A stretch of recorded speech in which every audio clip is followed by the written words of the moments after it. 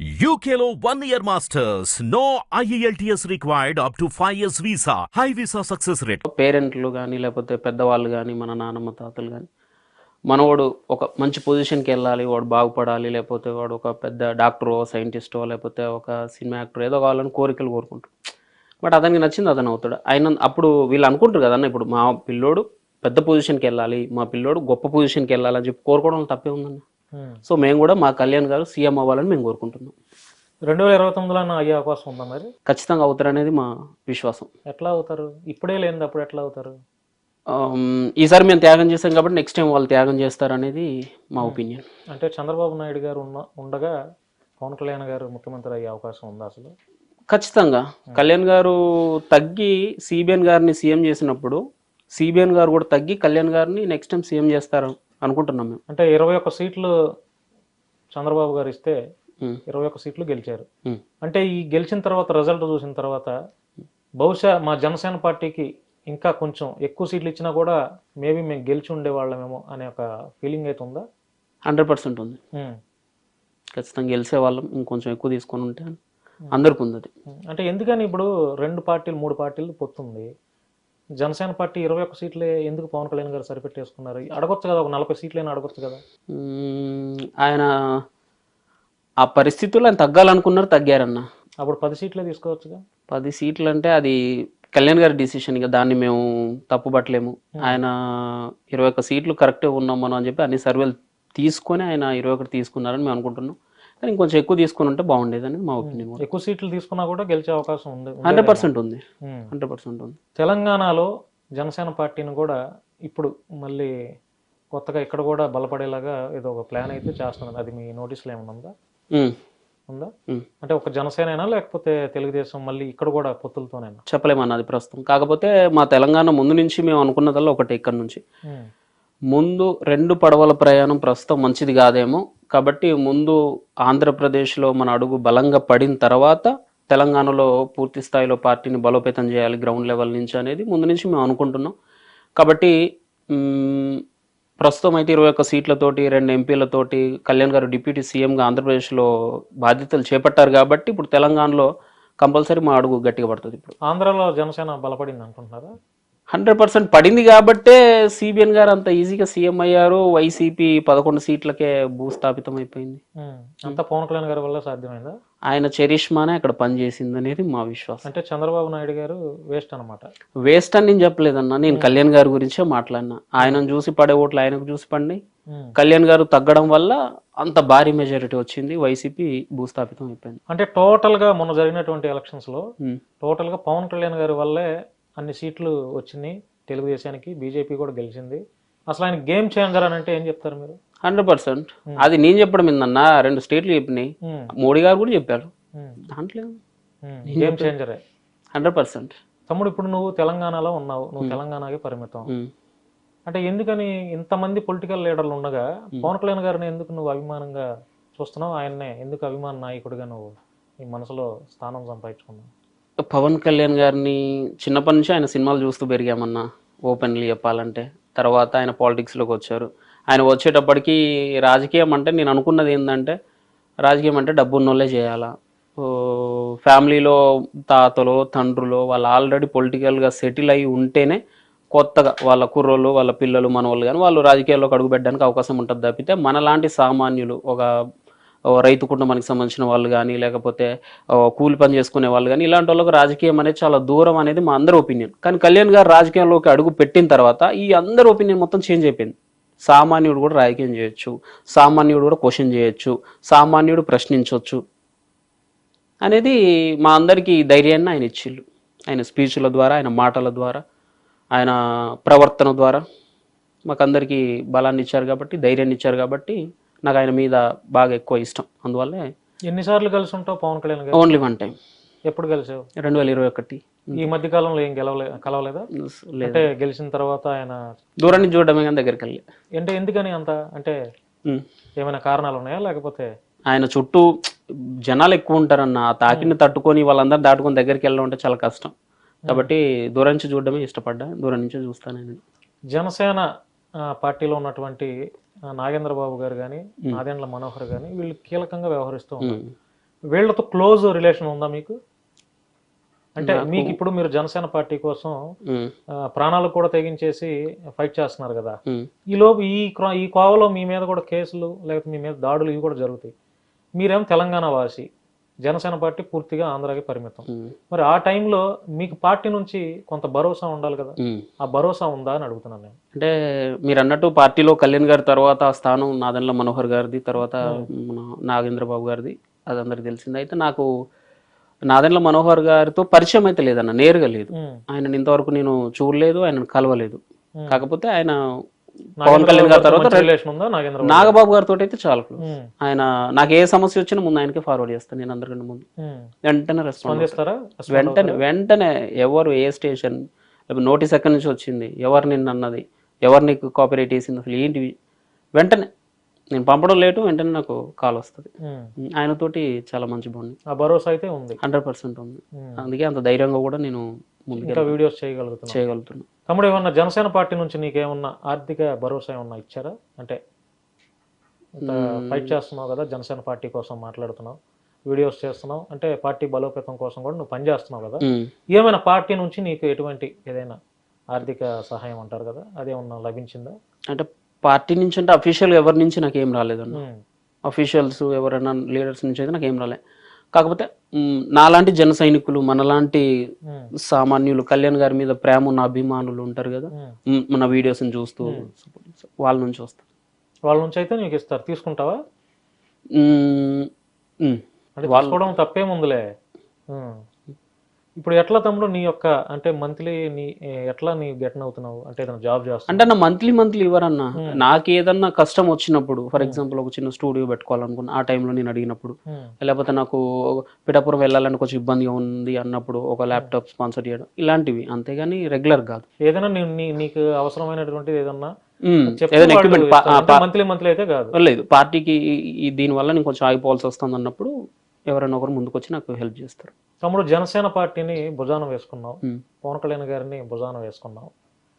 ఈ కోవలో వైఎస్ఆర్సీపీ అధికారంలో ఉంది ఆంధ్రాలో. అంటే నువ్వు చేస్తున్నటువంటి వీడియోస్, నువ్వు చేస్తున్నటువంటి పోస్టులే కానీ వీటిలన్నిటి మీద వైసీపీలో అధికారంలో ఉన్నటువంటి మంత్రులకే కావచ్చు, ఎమ్మెల్యేలకే కావచ్చు, వాళ్ళకు కొంచెం నచ్చదు. ఎందుకంటే అధికారంలో ఉంది, మీరేం ప్రతిపక్షంలో ఉన్నారు, నువ్వు ఒక ప్రతిపక్ష పార్టీకి సపోర్ట్ చేస్తున్నావు. ఈ కోవలో నీ మీద పెట్టినటువంటి కేసులు ఎన్ని? కేసులు అంటే నాకు మన చిలుకలూరు పెట్టే విడతల రజని ఆవిడ నుంచి ఫోన్ కాల్ వచ్చింది. అంటే ఏమని వచ్చింది? ఆవిడ మీద పెట్టి వీడియో డిలీట్ చేయాలంట. ఆవిడే చేసిందా?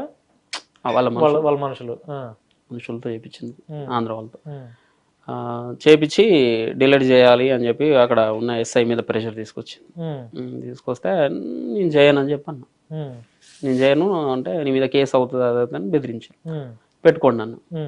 తర్వాత అవంతి శ్రీనివాస్ గారు ఒకసారి నాకు ఏదో ఆడియో లీకేజ్ ఏదో అయినట్టుంది, ఆయన గురించి మాట్లాడినప్పుడు ఒక నోటీస్ పంపించారు నాకు. బోర్గడ్ నుంచి ఏదో ఫోన్ కాల్ వచ్చింది, బోర్గడ్ నుంచి కూడా వచ్చింది, నుంచి ఒక ఫోన్ కాల్ వచ్చింది. తర్వాత ఏమో వస్తూ ఉంటాయి, అది నేను అంత కేర్ చేయలేదు. అంటే వీళ్ళ ముగ్గురు నుంచి ఆంధ్ర సైడ్ నుంచి మీకు ఫోన్ కాల్స్ కానీ బెదిరింపులు కానీ వచ్చినాయి, ఇక అంతకుమించి ఏం లేవు. ఇంకా ఎలా ఉంది తమ్ముడు ఇప్పుడు ఈ నెల రోజులు అంటే 40 రోజులు అవుతుంది, 40 రోజులు మీ కూటమి ప్రభుత్వం పాలన ఎలా ఉంది? 40 రోజుల్లో అంటే ఇప్పుడే ఏం చెప్పలేమన్నా, ఏదైనా కొంత సమయం ఇవ్వాల్సింది నాకు తెలిసినంత వరకు. కనీసం 6 నెలల నుంచి 1 సంవత్సరం పాటు ఆగితేనే ఏం జరుగుతుందనేది తెలిసిద్ది, కానీ మరి 1 నెల 2 నెలల్లో ఏం చెప్పలేం. మంచి జరుగుతుందనేది మేము నమ్ముతున్నాం. మంచి జరిగింది ఈ 40 రోజుల్లో, మంచి జరిగిందని ఏమని అనుకుంటున్నారు మీరు? ప్రజలకి అనుకుంటున్నామన్నా. అంటే నేనైతే ఒకటే చెప్తాను, దాడులు జరుగుతున్నాయని అనుకుంటున్నా ఎక్కువ. మీ అధినాయకుడు, మీ అభిమాన నాయకుడు, మీరు ప్రాణంగా ప్రేమించే నాయకుడు, డిప్యూటీ సీఎం గా ఉన్నంత దాడులు అంటే అది పార్టీ నుంచి పార్టీ వాళ్ళు చేసేటి కావు, రివెంజ్ పాలిటిక్స్ కూడా కాదన్నా. అప్పుడు వాళ్ళు ఖండించాలిగా. ఎందుకు ఖండించాలి? ముఖ్యమంత్రి నారా చంద్రబాబు నాయుడు గారు కూడా ఖండించాలిగా. మాట్లాడుతున్నారు, వాళ్ళ మీద యాక్షన్ ఉంటుంది. ఒకటి జరిగితే పోనీ వాళ్ళు ఏదో పనిలో ఉన్నారులే, ఇద్దరు ఒకళ్ళు సీఎం ఒకళ్ళు డిప్యూటీ సీఎం ఏదో పనిలో ఉన్నారు, ఇవన్నీ ఎక్కడ పట్టించుకుంటారు అనుకోవచ్చు కదా. కానీ డే బై డే ఆల్టర్నేట్ గా ఇప్పటికి ఈ 30 రోజుల్లో ఎన్ని హత్యలు జరిగినాయి, ఎన్ని రేపులు జరిగినాయి, ఎన్ని మానభంగాలు జరిగినాయి, ఎంతమంది వైఎస్ఆర్సీపీ మీద దాడులు జరిగినాయి, నాయకుల ఇళ్ల మీద దాడులు జరిగినాయి, వీటన్నిటిని ఎందుకు ఖండించట్లేదు? అన్న ఒక్కసారి ఎక్కడెక్కడ దాడులు జరిగినాయో వాళ్ళ నెంబర్లు ఏమన్నా తీసుకోండి అన్న. వాళ్ళ మీద దాడి చేసిన వ్యక్తి ఇంకా బయట తిరుగుతా ఉన్నాడా లేకపోతే పోలీసుల చేతిలో ఉన్నాడా, పోలీస్ స్టేషన్ లో ఉన్నాడా అనేది మీరు అడగండి అన్న. కంపల్సరీ యాక్షన్ ఉంటదన్న. కాకపోతే మన దరిద్రం ఏంటంటే మన మీడియా వ్యవస్థలు ఎట్లా ఉన్నాయంటే దాడిని హైలైట్ చేస్తా ఉన్నారు, దాని తర్వాత జరిగే యాక్షన్ ఉంటది కదా, ఆ యాక్షన్ ఎవరు చూపెట్టట్లే. ఇప్పుడు వాళ్ళ మీద దాడి జరిగింది వాస్తవం. ఒక చిన్న పిల్లని ముచ్చుమర్రి అది గ్రామం, ఆ గ్రామంలో జరిగింది. దాని గురించి ప్రతి ఓడు ఈ అమ్మాయి దొరకట్లే అన్నారు. కానీ చంపిన నలుగురిని దొరకబెట్టి పోలీసులు స్టేషన్ లో పెట్టిల్లు కదా, అదెందుకు చూపెట్టట్లే? అసలు ఆ ఇన్సిడెంట్ జరగకుండా ఉండడానికి చర్యలు కరెక్ట్ అన్న, కరెక్ట్. ఇప్పుడు ఆ పిల్లోడికి పార్టీకి ఏమైనా సంబంధం ఉందా? పవన్ కళ్యాణ్ డిప్యూటీ సీఎంకి ఆ పిల్లోడికి లేకపోతే ఆ అమ్మాయికి పవన్ కళ్యాణ్కి ఏమైనా సంబంధం ఉందా? ఎవరికి ఏది ఉండదు. అది ఆ టైంలో అది ఏమంటారు సామాన్యులు జనాలు, అది జరగకూడదని దరిద్రం అన్న, అది జరగకూడదని కోరుకుంటాను. కానీ ఆ క్షణంలో ఆ పిచ్చోళ్ళకి మరి వీడియోలు ఫోన్లు చాలా దానికి చాలా కారణాలు ఉంటాయి అన్న.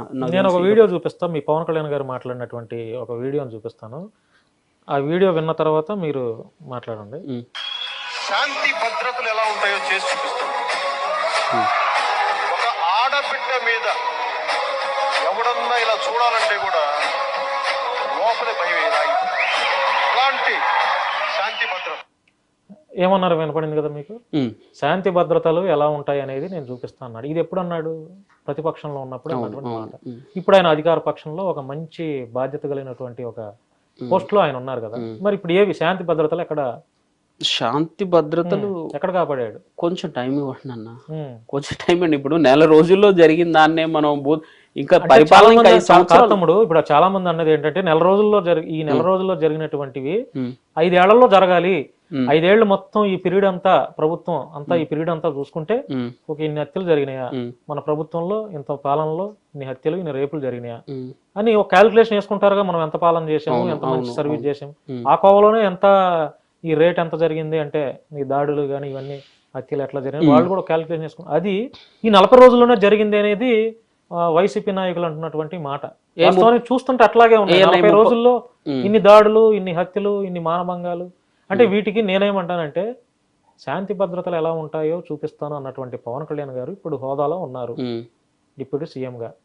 అరే ఒక చిన్నపిల్ల మీద రేప్ చేసిన ఆ వ్యక్తిని వెళ్ళి చట్ట ప్రకారం శిక్షించకుండా అసలు వాడికి ఉరిశిక్షే, చిన్నపిల్లల మీద దాడులు చేసి చిన్నపిల్లల మీద అత్యాచారం చేసిన వాళ్ళకి ఉరిశిక్ష అని ఒక చట్టం తీసుకురావచ్చు కదా, ఆయన చేతిలో ఉంది కదా. ఇప్పుడు ఉరిశిక్షే దానికి ఏమంటారన్నా పరిష్కారం కాదు, దాని మూలాల మీద దెబ్బ కొట్టాలన్న. ఇప్పుడు సమస్య వచ్చినప్పుడల్లా నరుక్కుంటా పోతాం, పెరిగినప్పుడల్లా దాని మూలం, దాని వేర్లు ఎక్కడ, సమస్య ఎక్కడ ఉత్పన్నం అవుతుంది అన్న దగ్గర పాయింట్ అన్న.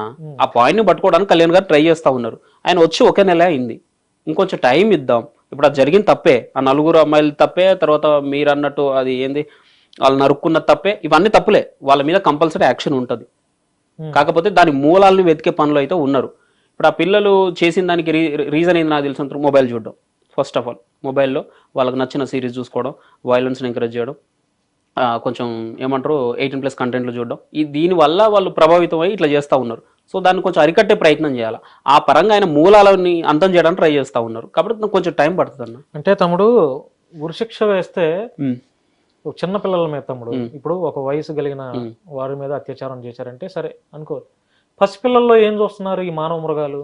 అలాంటి వారిని పసిపిల్లల మీద అత్యాచారం చేసిన వాళ్ళని నేరుగా ఉరిశిక్ష తీస్తే దానికి అందరూ పార్టీలతో సంబంధం లేకుండా వైసీపీ వాళ్లే కానీ, జనసేన కానీ, బీజేపీ, సిపిఎం, సిపిఐ, మనిషి అన్నవాడు, భూమి మీద నివసించే మనిషి అన్నవాడు ప్రతి ఒక్కడు కూడా ఆయన తీసుకున్న నిర్ణయానికి, అది ముఖ్యమంత్రి గారు అవ్వచ్చు, పవన్ కళ్యాణ్ గారు తీసుకున్న నిర్ణయాలకి అందరూ హ్యాట్స్ ఆఫ్ కొట్టాల్సింది అన్న. టు బీ ఫ్రాంక్ చెప్తానా, మీరు అన్నట్టుగా అదే ఉరిశిక్ష పిల్లలకో లేకపోతే ఇంకోటికో వేస్తే ఇదే మానవ హక్కుల కమిషన్ కానీ, ఇదే హ్యూమన్ రైట్స్ కానీ వాళ్ళ మీద ఏ రకంగా మీరు శిక్ష చేసిల్లని చెప్పి వాళ్ళే మళ్ళీ రోడ్ల మీదకి వస్తారు. ఆ పిల్లల మీద మళ్ళీ మనమే సింపతి చూపిస్తాం. ఇన్స్టెంట్ గా చేసినంత మాత్రం దానికి రిజల్ట్ రాదు.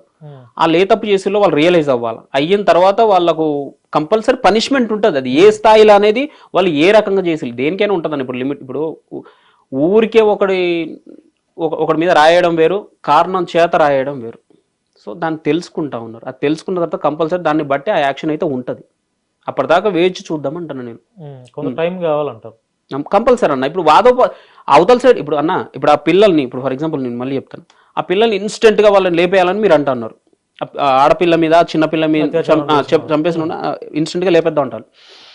లేపేయాలంటే లేకపోతే వాళ్ళ మీద ఉరిశిక్ష వేయాలన్నా కూడా ఎక్కడికి ఏమంటారు మన కోర్టు దగ్గర తీసుకుపోయాలన్నా కూడా వాళ్ళ తరపున కూడా ఒక అడ్వకేట్ వస్తారన్న. వాళ్ళ తరపు నుంచి కూడా వాదించే వాళ్ళు ఉన్నారు. వాళ్ళ తరపున మా పిల్లలు తెలిసి తెలవ చేసి అని చెప్పి వెనకేసుకొచ్చేటోళ్ళు కూడా అంటే అభంశుభం తేలిన పసిపిల్లల మీద అత్యాచారం చేసిన వాడి వెనక కూడా ఉంటారు. వాదించడానికి లాయర్లు వస్తారా? వస్తారు కదా, వస్తారన్నా, కంపల్సరీ వస్తారు. అది కూడా రాకుండా చేయాలి. అసలు నేను వాస్తవం మాట్లాడాలంటే ఇట్లనే ఉంటుంది. పెంచుకుంటూ పోతా ఉంటే చైనా ఎక్కడికి వెళ్ళిపోద్ది. నేను అదే చెప్తాను. కాబట్టి వాళ్ళ వైపు కూడా అడ్వకేట్లు లాయర్లు వస్తారు. మరి అట్లా రాకుండా ఉంటే బాగుండేది, కానీ వాళ్ళు కూడా వస్తారు కదా. ఏమంటారు వాళ్ళు, మా వృత్తి ఇది అంటారు. ఎక్కడ ఎవరిని అంత ఈజీగా లేపడానికి ఛాన్స్ లేదు. కాకపోతే దాని మూలాలను మాత్రం వెతుకుతా ఉన్నారు. కంపల్సరీ కొద్దిగా టైం ఇద్దాం, ఒక 6 నెలలు అట్లా ఇచ్చిన తర్వాత. మీరు అన్నారు కదా ఇది ఇట్లా జరుగుతూ ఉంటే మీరు మీ నాయకుడు ఇది చేస్తా కంపల్సరీ నేనే మళ్ళీ అడుగుతాను. నువ్వు ఆ రోజు ఇట్లా చెప్పినావు అట్లా చెప్పినావు, మరి ఇప్పటికీ అదే జరుగుతుంది కదా అని ఒక 6 నెలల టైం ఇవ్వండి, నేను అడుగుతాను ప్రశ్నిస్తాను కంపల్సరీగా 100%. తమ్ముడు, ఇప్పుడు నువ్వు గతంలో శ్రీరెడ్డి గురించి 2-3 వీడియోస్ చేసావు. అంటే నీతో పాటు చాలా మంది కూడా శ్రీరెడ్డి మీద వీడియోస్ చేశారు. అసలు ఈ అమ్మాయి సభ్య సమాజంలో తలదించుకునేలా ఈ యొక్క బిహేవియర్ ఉంది అని చెప్పి. ఇప్పుడు నిన్న ఒక బ్రేకింగ్ న్యూస్ చూసాం మనం. శ్రీరెడ్డి మీద కర్నూలు జిల్లాలో ఒక పోలీస్ కేసు అయితే నమోదైంది.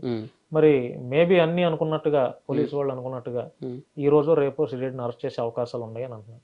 అంటే శ్రీరెడ్డిని అరెస్ట్ చేయొచ్చా అంటే లీగల్ గా చేస్తే మంచిదే. ఎందుకని మీ పార్టీ మీద వ్యతిరేకంగా మాట్లాడుతున్నారు? అలా అని కాదన్న, ఇప్పుడు ఆడోళ్ళని తిడతా ఉంది వీకే ఆమె మీద, అందుకే లీగల్ యాక్షన్ తీసుకోవాలంటాను నేను. ఇప్పుడు మా పార్టీ పవన్ కళ్యాణ్ గారును ఆయన కుటుంబాన్ని తిట్టిందని కాదు. ఇప్పుడు హోమ్ మినిస్టర్ ఉంది వనిత గారు వంగలపూడి, ఆమె మీద కూడా ఆవిడ చాలా ఘోరంగా మాట్లాడింది. అట్లనే చాలా మంది లేడీస్ మీద, టీడీపీలో ఉన్న లేడీస్, జనసేన మీద ఉన్న లేడీస్ అందరి మీద ఆవిడ ఎట్లా పడితే అట్లా మాట్లాడింది. కాబట్టి లీగల్గా తీసుకుంటే మంచిదే, చూడాలి. అప్పుడు అది కక్షాపూరితమైనటువంటి రాజకీయం అని చెప్పి టాక్ కూడా వస్తుంది బయటికి. తప్పు చేసిన వాళ్ళని శిక్షించడం అవుతుంది అన్న, కక్షపూరితం ఉందన్న అందులో. శ్రీరెడ్డి ఎప్పుడు మాట్లాడింది మీ అధినాయకుడి మీద కానీ? రీసెంట్ కూడా మాట్లాడింది అన్న, నాకు తెలిసి ఇప్పుడు ఈ 1 వీక్ లో కూడా మాట్లాడింది. 1 వీక్ కింద కూడా పోస్టులు పెట్టింది, 2-3 రోజుల కింద కూడా పోస్టులు పెట్టింది. ఆవిడ రెగ్యులర్ 24 hours ఆమెకి ఏం కావాలంటే ఎంతసేపు కాంట్రవర్సీలు, వాళ్ళని తిట్టడం వీళ్ళని తిట్టడం, సబ్జెక్ట్ లేదు, ఏది పడితే మాట్లాడుతుంది. అధికారం ఉందనే కదా వీళ్ళని శ్రీరెడ్డి మీద చర్యలు తీసుకుంటున్నారు. చర్యలు తీసుకుంటే బాగుండు. అధికారం ఉందనంటే మరి చేయాలి కదన్న, మరి కంట్రోల్ చేయాలని మీరే అంటారు కదన్న. చేస్తే మంచిది. లీగల్ గా కంట్రోల్ చేయాలంటే శ్రీరెడ్డి లాంటి వారిని అరెస్ట్ చేయాల్సింది. మరి అప్పుడు వైఎస్ఆర్సీపీ అధికారంలో ఉంది, నువ్వు కూడా వైఎస్ఆర్సీపీ గవర్నమెంట్ మీద చాలా అవాకులు చవాకులు పేల్చావు, నీ ఇష్టం వచ్చినట్టు మాట్లాడావు కదా. మరి అప్పుడు నీ మీద కూడా ఒక్క నిమిషం ఆలోచన చేసి నీ మీద చర్యలు తీసుకుంటే నిన్ను కూడా జైలుకి పంపించుంటే? అన్న నేను మాట్లాడిన దాంట్లో జైలుకి పంపించే వీడియో ఏదన్నా ఉంటే చూపెట్టాను అన్న. నాకు ఒక వీడియో ఏదన్నా నచ్చకపోని ఆ గవర్నమెంట్ మీద నువ్వు వ్యతిరేకంగా మాట్లాడు అన్న. తప్పు చేసిన తప్పు అంటే శిక్షిస్తారన్న, నాకు అర్థం కాదు. ఇప్పుడు మరి ఇప్పుడు అట్లా ఆ లెక్కన శ్రీరెడ్డి కూడా కొంత పార్టీకి సపోర్టెడ్ గా మాట్లాడుతుంది. తప్పన అందులో కొన్ని అసభ్యకరమైన మాటలు ఉండొచ్చు. శ్రీరెడ్డి ఏం చేసింది మరి అన్న? కొన్ని కాదన్న, అన్ని అసభ్య పదాలు మొత్తం అన్ని. దాంట్లో ఎక్కడెక్కడో కొన్ని మంచి పదాలు వస్తాయి. ఇప్పుడు మేము మాట్లాడేటప్పుడు చాలా మంచి పదాల మధ్యలో ఎక్కడో దగ్గర బాగా ఫ్రస్ట్రేట్ అయినప్పుడు అతను ఓ మాట వదిలేండి. ఇప్పుడు ఫర్ ఎగ్జాంపుల్ అతను ఏదో ఫాల్తుగా అన్నాడు అనుకో, నువ్వేంద్ర ఫాల్తుగా అని మేము అంటాం, అది వస్తుంది. ఈవిడ మాట్లాడేది అట్లా ఉండదు. ఎల్లు కాంచి మొదలు పెడుతుంది, ఇంకెక్కడెక్కడికో పోతుంది, మధ్యలో ఇలాంటి మంచి పదాలు వాడుతుంది. నువ్వు కూడా మాట్లాడేవు కదా? లేదన్న, రోజా అంత ఘోరంగా నువ్వు కూడా మాట్లాడేవు కదా? రోజా నీ వీడియోనే ఒకటి ఉంది, రోజా నీ నోట్లో మెగాస్టార్ది పెట్టుకో, లేదంటే పవర్ స్టార్ది పెట్టుకో, నాగేంద్ర బాబు గారిది పెట్టుకో అని, తర్వాత వాళ్ళ పేర్లు నీ నోట్లో పెట్టుకో, ఎందుకు వాళ్ళు కలవరిస్తున్నావు కదా, మళ్ళీ మాట మార్చేసావు. అన్నావా లేదా? అన్నాను, ఒప్పుకుంటాను. అయితే నేను ఆ పదం ఎందుకు వాడినా అంటే, రోజా నోట్లో అది పెట్టుకోమని పేరుని ఎందుకు పెట్టుకోమన్నానంటే, ఆవిడ ఏమనిందంటే డైరెక్ట్ గా పవన్ కళ్యాణ్ నోట్లో heritage, Chandrababu Naidu heritage ice cream పెట్టుకోమనిందన్న. పవన్ కళ్యాణ్ ఇప్పుడు ఆవిడ మహిళ, మళ్ళా ఒక పదవి, మళ్ళా ఇది టూరిజం మినిస్టర్. ఆవిడ పవన్ కళ్యాణ్ నీ నోట్లో Chandrababu Naidu heritage ice cream పెట్టుకోమనింది. అది ఏందన్నది? మరి అలా అన్నప్పుడు మరి అంటే ఆవిడంటే మీరు కూడా అంటారా? అసలు ఆవిడ అనొద్దన్న. ఒకవేళ మేము అన్నా కూడా ఈ అమ్మ తెలిసి తెలియక అన్నారులే, వీళ్ళు ఎవరు చూస్తారు, వీళ్ళ మాట ఎవరు పట్టించుకోరు కదా, ఏమంటాం వీళ్ళు ఏ ప్రభుత్వంలో ఏ పదవిలో ఏ బాధ్యతలు లేరు కదా ఇలాంటి వాళ్ళు కుర్రోళ్ళు అని చెప్పి వదిలేయచ్చు. అరే బాధ్యతలో ఉన్న పదవిలో ఉన్న ఒక మినిస్టర్ నువ్వు హెరిటేజ్ పెట్టుకో, నోట్లో పెట్టుకో ఏందన్న? మళ్ళా ఆడామె ఆమె. ఒకవేళ మగాడన్నా కూడా ఓ మాట అంటాడు, ఓ మాట పడతాడు. ఇప్పుడు నువ్వు ఉన్నావు, నేను ఉన్నావు, మాట తిట్టుకుంటాం, అవసరమైతే చెరువు దెబ్బ కొట్టుకుంటాం. ఆడమ మీద చేయలేపుతాం మనం, లేపలేం కదా. మరి ఆడవకు ఆ బుద్ధి ఉండాలి కదా ముందు. మరి ఆ బుద్ధి ఆవిడకి లేనప్పుడు నేనేం చేయాలన్నా చెప్పండి. ఆ పొజిషన్లో మీరుంటే మాత్రం ఊరుకుంటారా? అంటే అంత గలీజ్గా మాట్లాడాల నేనైతే, అంత గలీజ్గా మాట్లాడను. నోట్లో అవి పెట్టుకో ఇవి పెట్టుకో అని అన్న పేరు, నేను పేరు అన్న పేరుని ఇప్పుడు కళ్యాణ్ గారి పేరు, నాగబాబు గారి పేరు, చిరంజీవి పేరు నేను నోట్లో పెట్టుకోను నేను. ఎందుకు వాళ్ళ పేర్లే కలవరిస్తుంది. మరి అప్పటిదాకా వీక్ అయిన దానికి కాని దానికి పద్దానికి వాళ్ళనే ఇన్వాల్వ్ చేస్తా ఉంటే ఏందన్నా? పవర్ లో ఉన్నది ఎవరన్నా? పవన్ కళ్యాణ్ ఎవరికి సాయం చేయలేదు, చిరంజీవికి మానవత్వం లేదు, నాగబాబు అసలు ఆయనకు రాజకీయం తెలీదు. ఎందుకు ఇవన్నీ? ఇప్పుడు పవర్ లో ఉన్నది నువ్వు. ఇప్పుడు వాళ్ళ రాజకీయం గురించి నీకెందుకు? ఓడిపోయింది కదా పవన్ కళ్యాణ్. చిరంజీవి పాలిటిక్స్ వదిలేసిండు కదా, నాగబాబు గారు ఆయన పనాన్ని చేసుకుంటాను కదా. వాళ్ళ పేర్లు నీకెందుకు రోజు? ఇక్కడ సందర్భం కాదు కదా. వాళ్ళ లాక్కొత్తావు మళ్ళీ ఏ పదం? అది వీకి మొగడు నాకే అసహ్యంగా ఉందన్న చెప్పాలంటే. ఆ హెరిటేజ్ ఏంది అది? మరి అట్లా అన్నప్పుడు నేను అనొద్దా? తమ్ముడు, ఆంధ్రాలో జనసేన పార్టీకి కళ్యాణ్ దిలీప్ శంకర, రాజేష్ మహాసేన ఇద్దరు చాలా సపోర్టెడ్గా మాట్లాడారు జనసేన పార్టీ అధినేతకి. మరి ఒకానొక దశలో ఇద్దరు, రాజేష్ మహాసేన అవ్వచ్చు, కళ్యాణ్ దిలీప్ శంకర ఇద్దరు వైసీపీకి ఫేవర్గా మాట్లాడారు. ఎప్పుడు? ఎలక్షన్ టైంలో. అంటే ఈ 5 ఏళ్ల పీరియడ్లో వైసీపీ మీద ఇష్టం వచ్చినట్టు మాట్లాడి, అంటే తీవ్ర స్థాయిలో ధ్వజమెత్తినటువంటి ఈ ఇద్దరు ఎలక్షన్కి ఇంకొక 4 రోజుల ముందనంగా కంపల్సరీగా మళ్ళీ వైఎస్ఆర్సీపీ అధికారంలోకి వస్తుంది, వైఎస్ జగనే ముఖ్యమంత్రి అవుతాడని చెప్పి వీళ్ళిద్దరూ మళ్ళీ మాట్లాడారు. అంటే దీని మీద నీ కామెంట్ ఏంటి? అసలు వాళ్ళు ఎందుకు అలా మాట్లాడాల్సి వచ్చింది? కళ్యాణ్ దిలీప్ మాట్లాడింది అయితే ప్రస్తుత కూటమి తీసుకున్న నిర్ణయం 21 సీట్లకు కళ్యాణ్ గారు ఆగిపోవడం, తర్వాత జగన్ రెడ్డి ఇచ్చిన సంక్షేమ పథకాలే జనాల్లోకి గట్టిగా వెళ్ళినట్టు కనపడతా ఉన్నాయి. ఆ 10,000 మీద డిపెండ్ అయ్యే జనాలు ఎక్కువ కనపడతా ఉన్నారు ప్రస్తుతం. కాబట్టి ఆ 10,000 లబ్ధి పొందిన వాళ్ళంతా ఓట్లు వేస్తే ఆబ్వియస్లీ జగన్ రెడ్డికి ఎడ్జ్ కనపడతా ఉంది. ఇప్పుడు ఇంటింటికి 10,000 పంపించిండన్న. పంపించినప్పుడు ఆ 10,000 తీసుకున్న ప్రతి ఫ్యామిలీ ఓటేస్తే ఆబ్వియస్లీ ఎడ్జ్ ఎవరికి ఉంది? జగన్ రెడ్డికి ఉంది అని చెప్పి ఆయన జనరలైజ్డ్గా చెప్పిండు. అసలు నాకు తెలిసి అయితే దీంట్లో పాలిటిక్స్ ఏం లేదు. ఆయన వాస్తవం చెప్పాలంటే ఆయన మీద నా ఒపీనియన్, నా పర్సనల్ చెప్తాను. మళ్ళీ దీన్ని కాంట్రవర్సీ, వేరే పాలిటిక్స్, వేరే రాజకీయం, జెండాలు దేనికి సంబంధం లేదు. నాకు అనిపించింది మాత్రం చెప్తాను. ఆయన మీద అట్లా మాట్లాడిన జస్ట్ న్యూట్రల్ పర్సన్ లాగా మాట్లాడింది. ఎందుకంటే ఆయన ఇప్పుడు అఫీషియల్ కాదు. ఇప్పుడు ఆయన ఇంతకు ముందు 2019కి ముందో 15కి ముందో 19కి ముందు ఆయన అఫీషియల్ స్పోక్స్ పర్సన్. అప్పుడు ఆ పొజిషన్లో ఉండి జగన్ ఎడ్జ్ ఉందంటే అది పొరపాటు, అది తప్పు. ఆయన 2019 తర్వాత అసలు జనసేన పార్టీకి ఆయనకు సంబంధం లేదు. యాజ్ ఎ ఫ్యాన్, నా లాగానో మీలాగానో ఇంకొకరి లాగానో యాజ్ ఎ ఫ్యాన్గా వీడియోలు చేసుకుంటా ఉన్నారు. ఆయనకు అనిపించింది ఆ టైంలో 21 సీట్లు అనేసరికి కొంచెం డిసప్పాయింట్ అయ్యి, ఆ డిసప్పాయింట్మెంట్లో వచ్చిన మాటలే అవి తప్పితే ఆయన సపోర్ట్ చేయలే. అసలు జగన్ రెడ్డికి కళ్యాణ్ దిలీప్ శంకర్ సపోర్ట్ చేయలేదు. కానీ జనసేన వాళ్ళే కళ్యాణ్ దిలీప్ శంకర్ ట్రోల్ చేశారుగా, వైసీపీ ప్యాకేజ్ స్టార్ అని, అమ్ముడుపోయాడని చెప్పి కొంతమంది. మరి అట్లాగా జనసేన వాళ్లే ఆయన ట్రోల్ చేశారని చెప్పి ఆయన పూర్తిగా జనసేన పార్టీకి వైదొలిగారు. అంటే అప్పటిదాకా ఆ స్థాయిలో జనసేన పార్టీకి ఒక విధంగా సోషల్ మీడియా ద్వారా ఉత్తేజితమైనటువంటి ప్రసంగాలు చేయడంలో కళ్యాణ్ దిలీప్ శంకర్ నెంబర్ 1 ప్లేస్ లో ఉన్నాడు. అవునా కాదు? అట్లాంటిది చివరి టైంలో, పీక్స్ టైంలో ఆయన దూరం అయిపోయాడు. అది కొంత మీ పార్టీకి మంచిదేం కాదేమో కదా. కొంచెం డిసప్పాయింట్మెంట్ అయితే అనిపించింది. ఎందుకంటే పార్టీలో అందరూ ఉంటారు, సబ్జెక్ట్ గా మా సబ్జెక్ట్ తోనే మాట్లాడేవాళ్ళు చాలా తక్కువ మంది ఉంటారు, పొలిటికల్ గా చాలా మంది ఉన్నారు. ఆ సబ్జెక్ట్ తోనే మాట్లాడే వాళ్ళలో కళ్యాణ్ దిలీప్ శంకర్ ఒకళ్ళు. సో మరి ఆయన దూరం అయ్యాడు. ఇప్పుడైనా సరే మీ పార్టీ ఏదన్నా మళ్ళీ చేర్చుకునే ప్రయత్నం చేస్తుందంట, అంటే మీకున్నటువంటి ఆలోచనల్లో? మేబీ ఇన్ ఫ్యూచర్ కంపల్సరీ ఆయన అవసరం ఉంటుందని నేను కూడా అనుకుంటాను. తమ్ముడు, రాజేష్ మహాసేన ఎలక్షన్ టైంలో పవన్ కళ్యాణ్ ఎన్ని స్థానాల్లో అయితే పోటీ చేస్తాడో అన్ని స్థానాల్లో నేను ఓడిస్తాను నా మహాసైన్యంతో అని చెప్పి కామెంట్ చేశాను. కానీ అంతకుముందు రాజేష్ మహాసేన ఒక సమ్ ఇన్సిడెంట్లో ఆయన ఇరుక్కుంటే పవన్ కళ్యాణ్ గారు ఫోన్ చేసి ఆయన అప్రిషియేట్ చేస్తే రాజేష్ మహాసేన చుట్టూ ఇంత సైన్యాన్ని పెట్టుకొని నవ్వుతూ, పవన్ కళ్యాణ్ గారు నాకు ఫోన్ చేయడం ఏంటండి, ఆయన స్థాయి ఏంది, నా స్థాయి ఏంది అని చాలా, అదేదో ఆయనకి 100 కోట్లు ఏదో డబ్బు వస్తే ఎంత హ్యాపీగా ఫీల్ అవుతారో ఆ రకంగా ఫీల్ అయినటువంటి రాజేష్ మహాసేన సడన్ గా, అంటే మరి ఆయనకి డే బై డే ఫ్యాన్స్ పెరుగుతున్నారనా, లేకపోతే చంద్రబాబు గారు వాళ్ళు కూడా నాతో నన్ను స్టేజెస్ మీద పక్కన కూర్చోబెట్టుకొని ఈ రకంగా నాకు మాట్లాడతారని మరి ఆయన ఎక్కువ ఊహించుకున్నారో ఏమో కానీ, పవన్ కళ్యాణ్ గారిని అంతా అభిమానించినటువంటి రాజేష్ చివరి టైంలో కంపల్సరీగా జనసేన ఓడిస్తాం, ఆయన ఎక్కడ ఎంతమందిని పెట్టినా ఓడిస్తాం అని చెప్పి ఒక కామెంట్ చేశారు. దాని మీద మీ కామెంట్ ఏంటి? ఆయన తొందరపడ్డారు అనిపించింది నాకైతే 100%.